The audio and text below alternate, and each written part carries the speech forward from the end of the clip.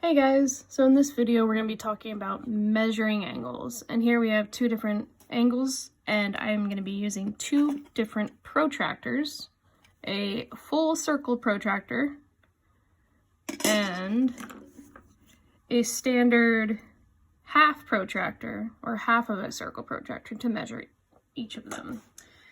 So we're going to take this first angle right here, and just by looking at this angle I can tell using my amazing mind, and you guys can use your amazing minds too, that this angle is going to be acute. Okay, I see that it closes smaller than 90 degrees or smaller than a right angle. And that knowledge that I know it's going to be an acute angle means it's going to be less than 90 degrees. So when using my protractor, I need to keep that in mind because there's two different sets of numbers on my protractor. So using my protractor, okay, we'll use a circle protractor for this one. I have my vertex, or where the two rays intersect. I am going to make sure my protractor is lined up where this vertex is at this little circle indentation right here. So it needs to be exactly in the middle of this circle. I also need to make sure that one of my lines, one of my rays actually, is on the 0 degrees. Okay, which is right here. So I'm going to line up my protractor exactly in the middle, where that little bumper in the middle of the circle is at the vertex, and I'm going to make sure my 0 is exactly on this ray. Okay, as long as your 0 is on one of the rays or lines or line segments, it doesn't matter which one it is, you'll be measuring the other one, the other ray, line segment, or line, and how much it opens up. So here we have at the bottom our 0, and we're going to follow up until we see where our other ray intersects. So I'm going to be measuring, tracing along my arc, so I just created my arc. I'm going to be measuring up to this point right here. And this is where I need to keep in mind of which numbers I'm using, because like I said, there's two different sets of numbers on here. Now, knowing that this is an acute angle, I know that that number is going to be less than 90 degrees. So I'm going to be using my 10s right here. I know that my angle doesn't go anywhere near the 300s, because that's an obtuse angle, and that opens up a lot, way more than this acute angle.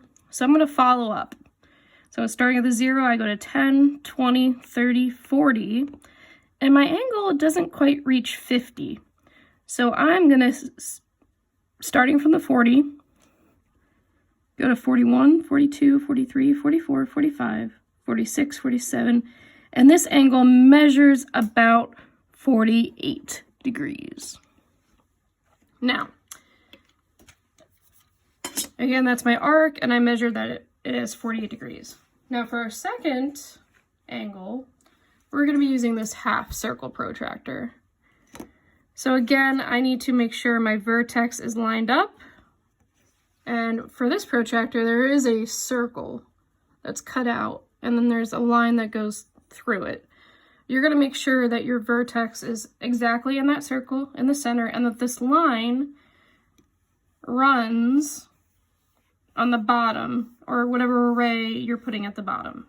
So it could be this one, and I can be measuring it opening up that way, or it could be this one, I measure it opening up that way. So we're going to do putting this ray at the bottom at 0 degrees.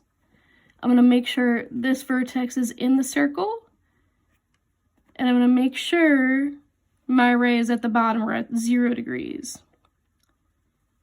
Now, I could also, just before I officially measure it, notice that this is going to be an obtuse angle, which means it's going to be greater than 90 degrees.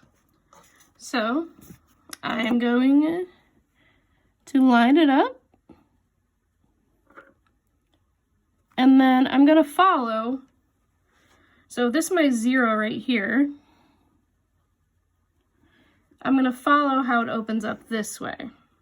Okay, so this is 0, I'm following 10, 20, 30, 40, 50, 60, 70, 80, 90, 100, 110, and it's not quite reaching 120. So starting at 110, I'm going to count up. 110, 111, 112, 113, 114, 115, which is the center between the two 10s. 116, 17, 18, and it's about 119 degrees. Okay, you may be off like a half degree, but we're not too worried about that. We just know that it's not quite to 120, and it's somewhere about there, because my array doesn't extend all the way out. I could extend it, but I don't have to.